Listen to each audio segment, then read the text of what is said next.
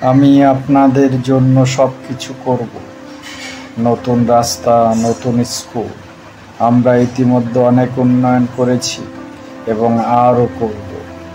এই যে পান্ডা, এই টাকা আপনার নির্বাচনী প্রচারের জন্য।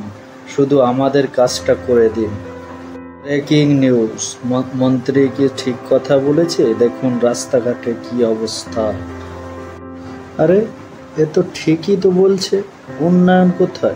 শুধু মিথ্যা প্রতিশ্রুতি। এই মিথ্যা প্রতিশ্রুতি আমরা আর শুনতে চাই না। আমরা আমাদের অধিকার চাই।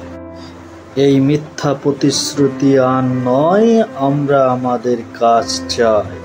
এই মিথ্যা প্রতিশ্রুতি আর নয়, বাস্তবে কাজ দেখতে চাই। এখন কি করি? এরা তো আর চুপ হবে না। চলো এদের জন্য এবার কাজ করেই দিই, নইলে পরের বার তো আর জিততে পারবো না। চলো কাজ করেই দিই। আর সন্ধ্যা 6টার সমাচার।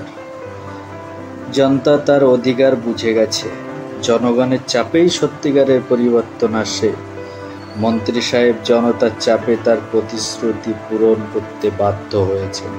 দেখুন এই রিপোর্টে রাস্তা, হসপিটাল,